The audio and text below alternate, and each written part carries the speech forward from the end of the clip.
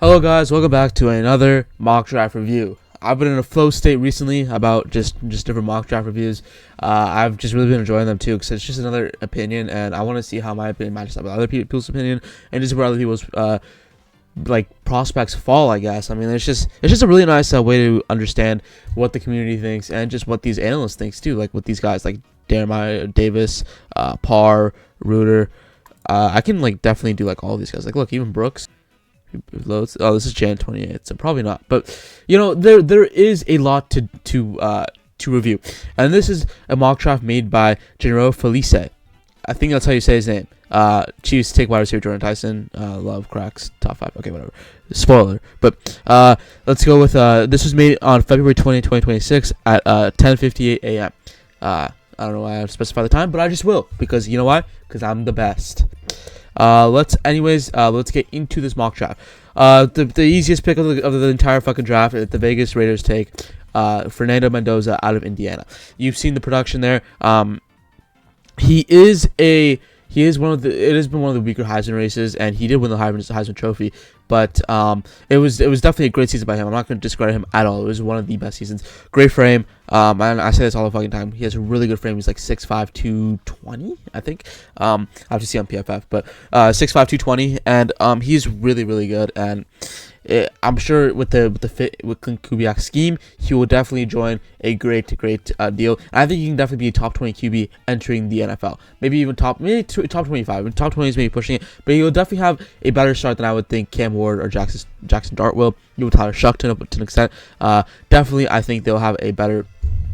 He'll have a better help, and honestly, I think he'll immediately step in and be that guy. I think he'll do that. I mean, there'll be some rocky games because that's what all rookies go through. They go through the rocky games, like Jackson Dart you see with the Vikings game, or Cam Ward with some of his other games. I don't have any off memory, but there were some games where we were like, wait, Cam Ward is going number 1 overall.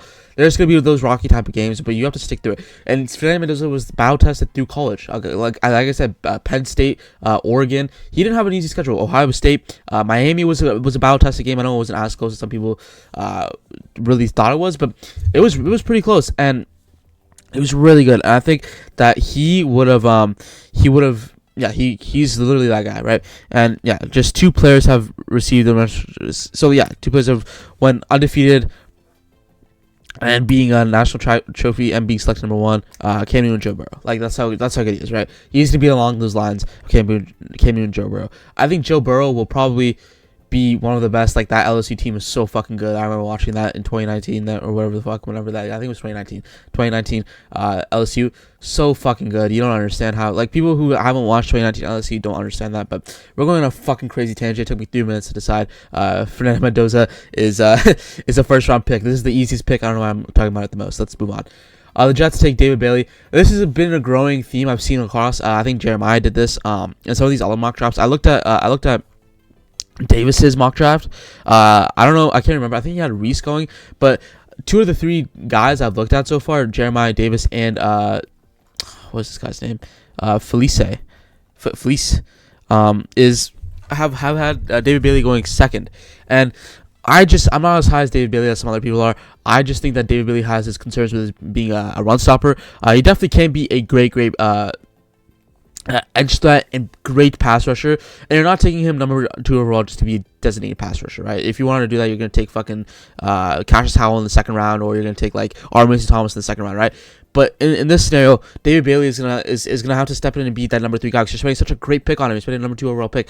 What's the point of taking him as a DPR? So I think he really needs a lot of development on the run stopping side, and he definitely can be a 3-down lineman. I said this many times. I think he can definitely be a 3-down lineman. But in terms of actual right now readiness, NFL readiness, I feel like I have more trust in Arvell Reese or Ruben Bain more than David Bailey. And there's also off the field concerns too. I don't really talk about that much.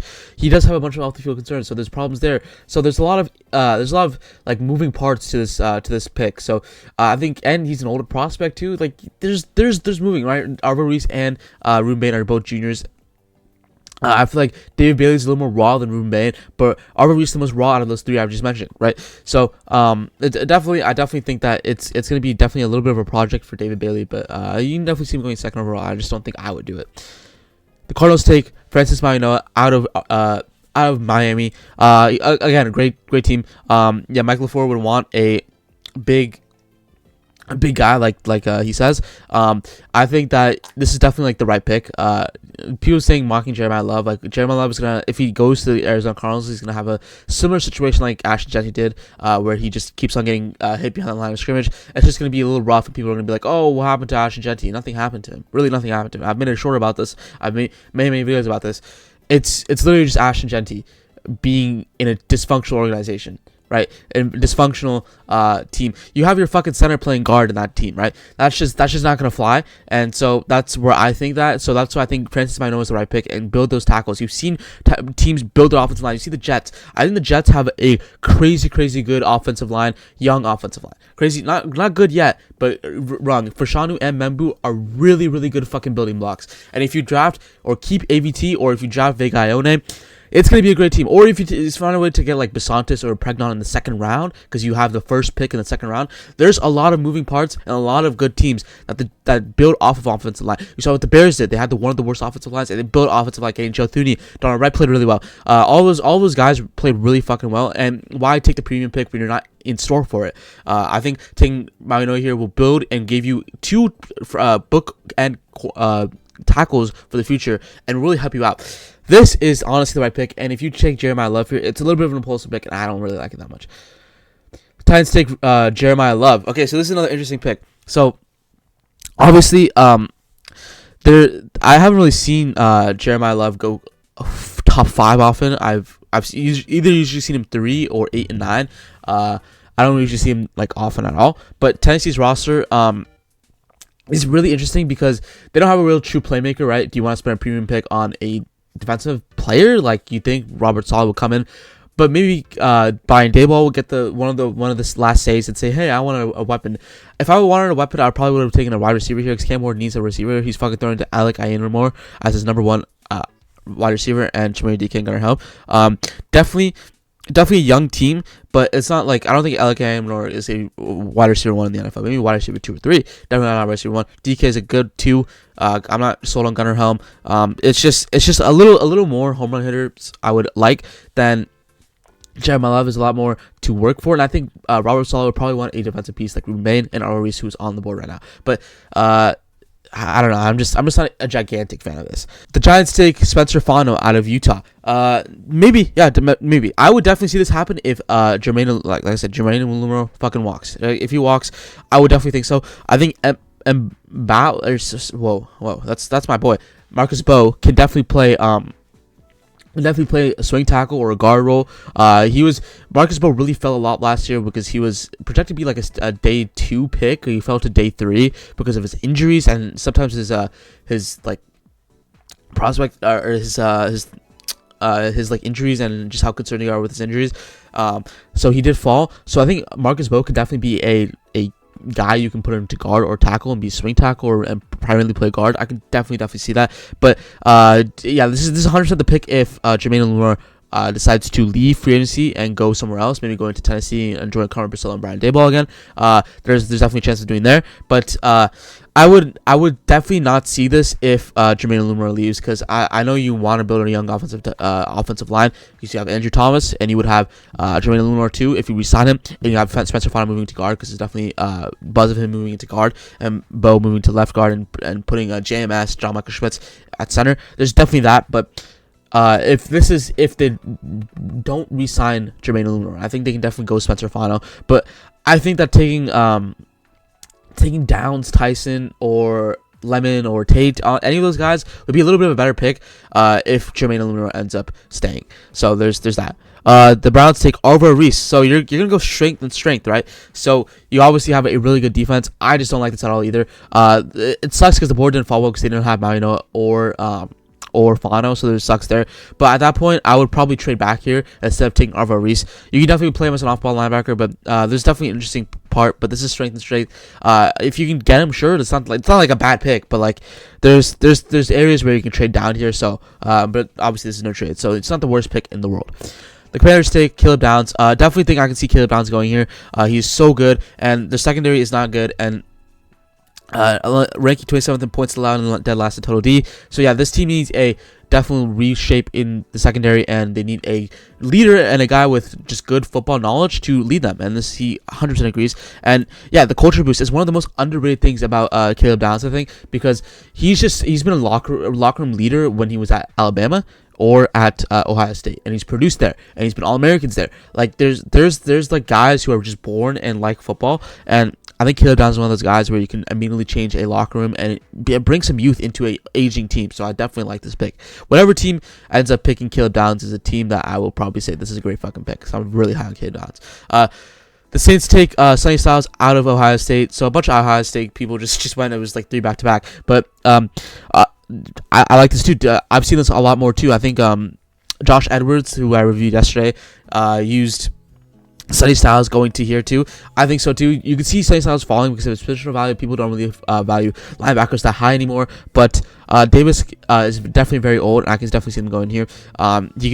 He has Fred Warner comps. I think so too. I think he needs a little bit more refinement in his pass game. I think he can definitely work on that a little bit. But in terms of actual production and filling the gaps and just IQ and how well he developed into a great tackler, he was just so good this year. And there was concerns about him actually developing at the start of the year of actually developing him into like a great fucking tackle or a great prospect. But when every single game he was learning, he was improving, and there was games where he would just fill up the gap, and he didn't miss tackles at all. And smarts with consistency is so good as a linebacker, and I definitely can see him going this high. I can also see him going 5 or 7. Like there's teams where they can really use Sonny Styles, and he's definitely a higher ranked prospect for me. I definitely think he can produce at wherever he goes. It's just which team takes him, and the Saints could definitely do that.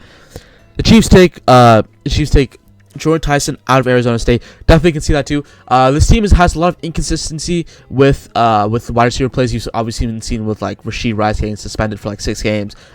Xavier Worthy has been injured a good amount. He was on IR a little bit this year. And some of those other guys. And then Mahomes is here too.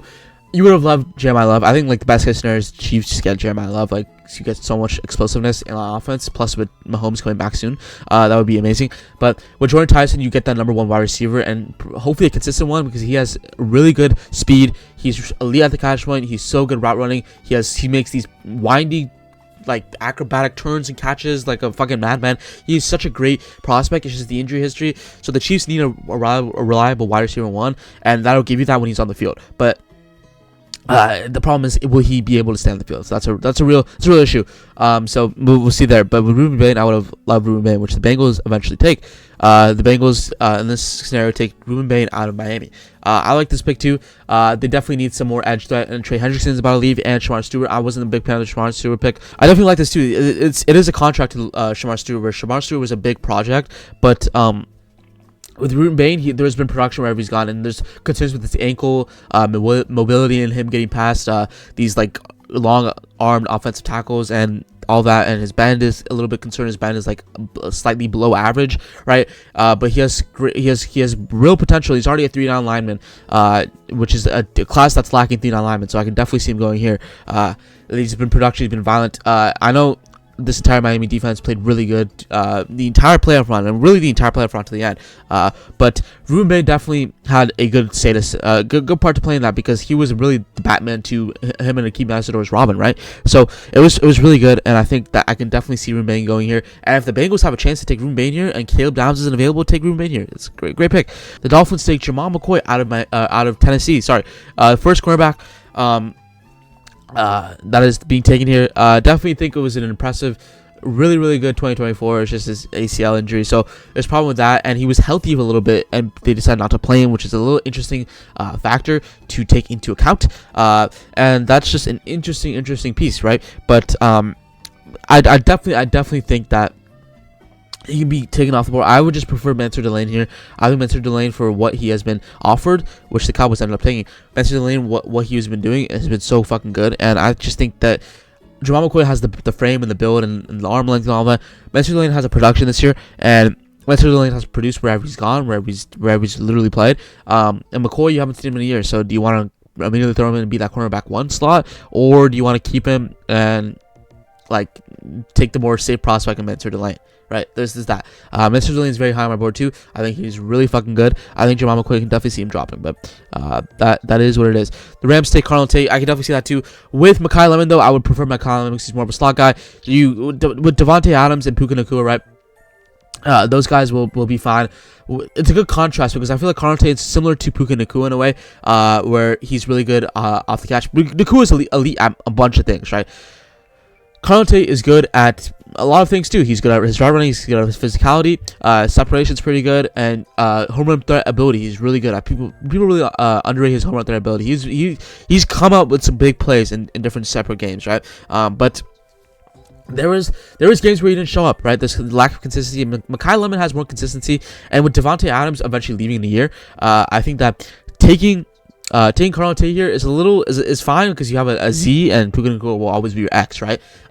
But I feel like for right now, with the Rams are kind of in a win now mode with Matthew Stafford, right? You don't know who your quarterback's gonna be, and if you hit on that quarterback, that's gonna be good, but you don't know if you will, right? I think that taking Mekhi Lemon is a little good contrast to those two receivers, and eventually will probably complement it better. And I think Mekhi Lemon is a little more more concerning with his physicals, where he's not the biggest, not the smallest, or he's not the biggest, and he's not the tallest, but he is really good at finding zones, and he's kind of like Jackson Smith and Jigba or Amon-Ra St. Brown. So my comp for him is Amon-Ra St. Brown for Mekhi Lemon. Amon-Ra St. Brown is like both USC receivers. Like, it just feels so nice to just get that out. Not get that out, but it just feels like the most no-brainer pick, right? I think that makes the most sense. But yeah, I can definitely see Carnell Tate going here. The Ravens take Vega Ione. 100% like this too. I think Vega will slot in for Filice, who's set to become a free agent, and even if he wasn't, you just gotta replace him. So like this pick at all. The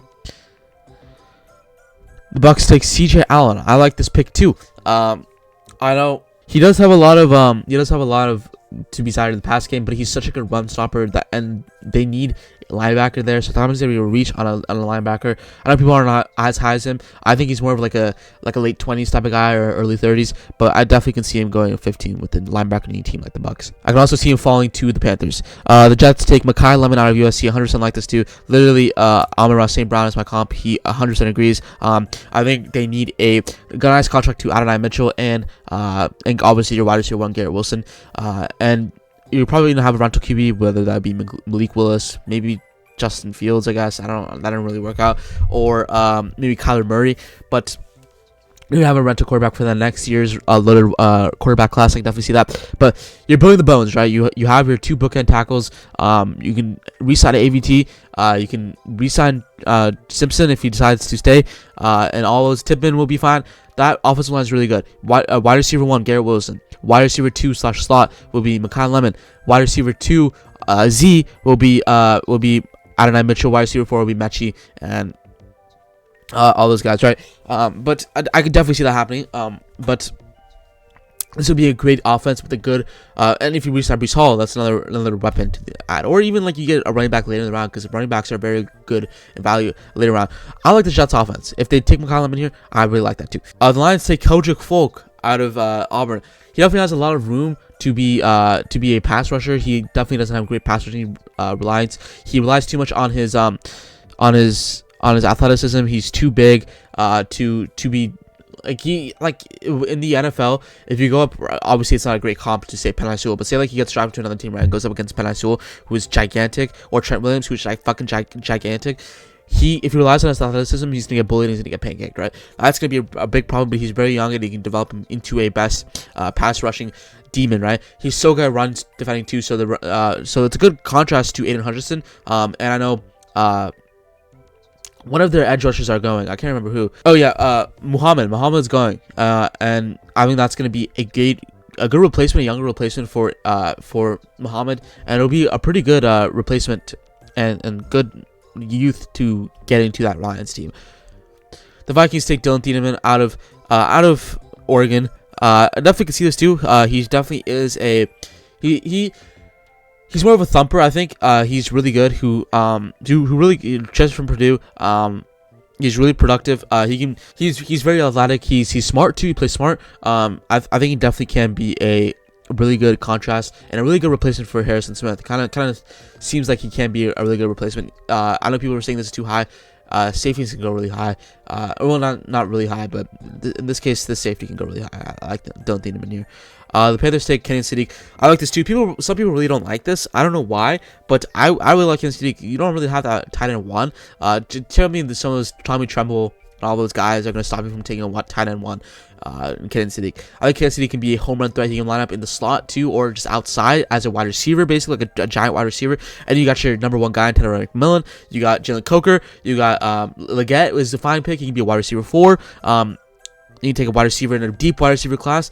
There's a lot to do, and there's a lot of what the Panthers need, which is edge threat and a wide receiver and a weapon and maybe a tight end. You take Kenyon Sadiq here. That's one guy gone. The wide receiver and defensive line is very, very deep in this draft class. So why not take Kenyon Sadiq here? Get the new trouble. This is the consensus number 1 tight end. Take him here.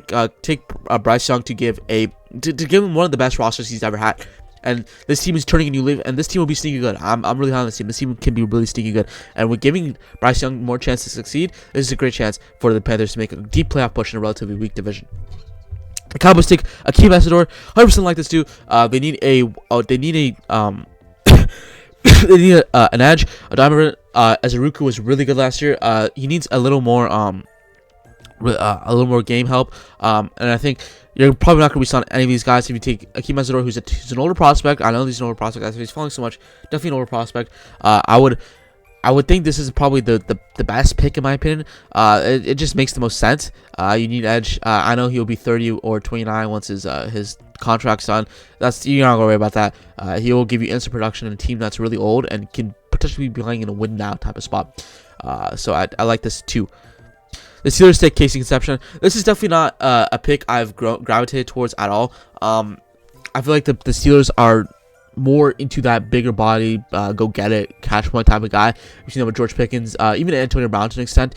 Casey Conception is not like Antonio Brown. Antonio Brown was kind of a do-it-all type of guy, but he was really good at the catch point. He's really big. He's kind of like OBJ in a sense. Those guys are really good, but Prime Antonio Brown was a problem, man. I think he's the top 10 receiver of all time. Probably even top 5. Don't quote me, but he was really good. Prime Antonio Brown was really fucking good. But Casey Conception is a little bit less of a gravitational pull. I think Denzel Boston would work out a little more in terms of like actual production and just what they gravitate towards. I would like his Conception too, because it's a good contrast to.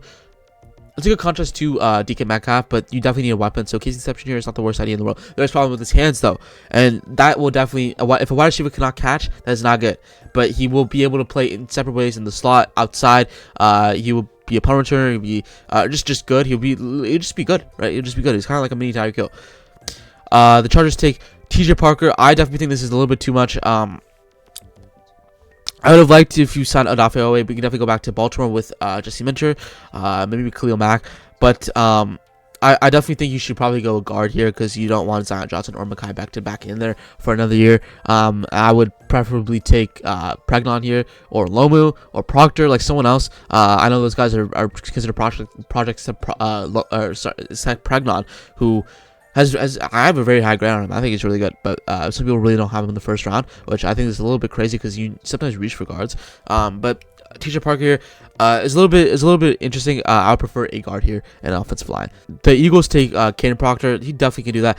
Lynn Johnson said he was returning back. I don't want to like rip him off exactly word by word, but yeah, Lynn Johnson said he's returning back. You're gonna need an offensive tackle to eventually replace him next year, because he's probably done. And Howie Roseman definitely likes these big athletic beast type of guys like Jahad Campbell, and even Quinton Mitchell. There was injury concerns, but he was just a beast of a corner coming out of Toledo, and it worked out. And same with Jahad Campbell, he really worked out too. So Caden Proctor here is kind of similar to what Howie Roseman likes to pick, and he just has what you can't teach, which is strength and just overall big. He's big. He's 6'7", 366. It was really good, and he was a 5-star recruit. It was really fucking good, and I think he's just so good, and I think he can really if you develop him into a monster offensive tackle, he would be a great replacement for Lane Johnson. The Browns take Caleb Lomu. 100% like that too. The Browns took Arvo Reese, but I take Caleb Lomu. With the deep wide receiver class, I definitely think you can get someone like an Omar Cooper Jr., Denzel Boston, if he falls in this scenario.